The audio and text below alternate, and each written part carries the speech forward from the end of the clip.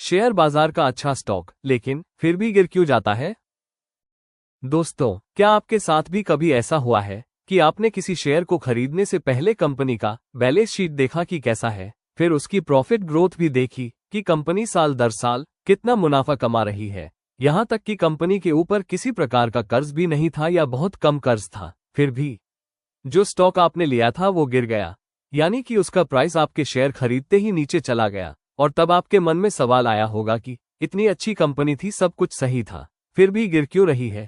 तो आज की वीडियो में हम बिना बाय और सेल करे बताएंगे कि ऐसा क्यों होता है। आज आपको वही लॉजिक समझाने वाले हैं जो मार्केट सच में फॉलो करता है। वीडियो अंत तक जरूर देखना, क्योंकि आखिर में आपको एक ऐसी गलती बताएंगे जो 90% निवेशक कर देते हैं। तो जल्दी से चैनल को सब्सक्राइब कर लीजिए, आपको ऐसी बहुत सी जानकारी मिलने वाली है। शेयर बाजार में निवेश करने से पहले एक बात क्लियर कर लीजिए। लोगों का मानना है कि अगर कंपनी के फंडामेंटल मजबूत है तो गारंटी के साथ प्रॉफिट होगा। कंपनी के फंडामेंटल मजबूत का मतलब होता है कि उस कंपनी का बिजनेस स्टेबल है और भविष्य में अगर कोई आपदा आती है तो कंपनी में उससे बचाव करने की क्षमता है। इसके अलावा कंपनी को चलाने वाली मैनेजमेंट भरोसेमंद है, लेकिन उस कंपनी के स्टॉक का प्राइस भविष्य की उम्मीदों पर चलता है, आज के रिजल्ट पर नहीं। मार्केट हमेशा पूछता है कि आगे क्या होगा, ना कि ये कि कंपनी अभी क्या कर रही है या कैसा कर रही है। मार्केट में लोग देखते हैं कि कंपनी का रिजल्ट तो बहुत अच्छा आया, लेकिन फिर भी स्टॉक गिरा, ऐसा क्यों हुआ? अब असली गेम समझिए। लोगों को स्टॉक के प्राइस से पहले ही बहुत उम्मीदें होती है।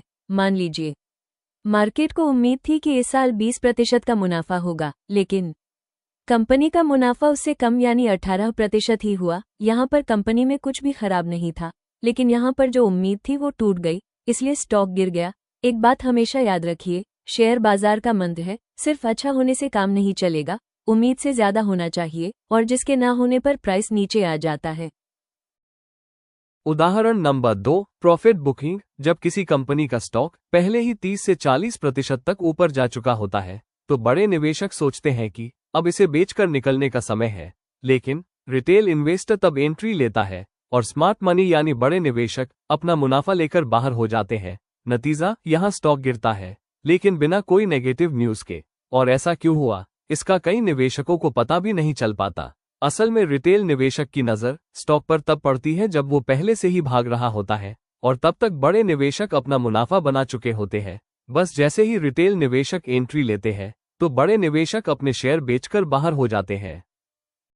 देखिए, अगर टाइमिंग गलत हो तो बढ़िया स्टॉक भी नुकसान दे सकता है। ये एक बहुत महत्वपूर्ण बात है जिसे समझना बहुत जरूरी है। सही स्टॉक मगर गलत टाइम मतलब नुकसान। आइए इस उदाहरण से समझते हैं। बुल मार्केट यानी भागते बाजार में हर स्टॉक अच्छा लगता है, लेकिन करेक्शन आते ही वही स्टॉक 20 से 30% तक गिर जाता है। प्रॉब्लम स्टॉक में नहीं है, एंट्री का समय होता है। ज्यादातर निवेशक स्टॉक में तब निवेश करते हैं जब वो स्टॉक पहले से ही काफी हद तक भाग चुका होता है, और ये समझना जरूरी है कि हर स्टॉक कहीं ना कहीं करेक्शन लेता है और उसका प्राइस नीचे आता है। मार्केट साइकिल समझे बिना सिर्फ फंडामेंटल्स देखना अधूरा नॉलेज है। लोगों का मानना है कि मार्केट में सिर्फ प्राइस देखो, लेकिन मार्केट सिर्फ नंबर्स नहीं है, ये ह्यूमन इमोशन से चलता है। जैसे कभी कोई वॉर न्यूज आती है या बैंक ब्याज दरें बढ़ा देता है और फिर ग्लोबल मार्केट का गिरना, ये सब मार्केट पर बहुत गहरा प्रभाव डालते हैं, जबकि इनका उस स्टॉक कंपनी से जो आपने खरीदा था उससे डायरेक्ट रिलेशन नहीं होता। फिर भी बिकवाली आती है, क्योंकि जब डर फैलता है तो लॉजिक मर जाता है। लोगों का विश्वास उस कंपनी के प्रति डगमगा जाता है, फिर चाहे कंपनी कितनी ही अच्छी क्यों ना हो। अब समझते हैं वो सबसे बड़ी गलती जो रिटेल इन्वेस्टर करता है। अब वो गलती सुनिए जो ज्यादातर लोग करते हैं। ये कंपनी तो बहुत अच्छी है, इसका स्टॉक तो गिर ही नहीं सकता, और फिर भी अगर स्टॉक का प्राइस गिर रहा है तो कंपनी खराब हो गई। ये दोनों गलत बातें हैं, जबकि सच ये है कि स्टॉक शॉर्ट टर्म में तो इमोशन है, लेकिन लॉन्ग टर्म में बिजनेस है। जो ये डिफरेंस समझ गया वही मार्केट में टिकता है। तो आज आपने इस वीडियो के माध्यम से सीखा कि कैसे फंडामेंटल स्ट्रांग होने के बाद भी स्टॉक गिर सकता है, प्राइस एक्सपेक्टेशन पर चलता है, और शेयर बाजार में टाइमिंग और साइकोलॉजी बहुत इंपॉर्टेंट है। और अगर आपको ये वीडियो रियल मार्केट अंडरस्टैंडिंग दे रही है तो लाइक जरूर करें, और ऐसे वीडियोस के लिए जहां मैं आपको डेटा, लॉजिक, मार्केट रियलिटी बताता हूं बिना बाय सेल टिप्स के, तो चैनल को सब्सक्राइब करना मत भूलिए।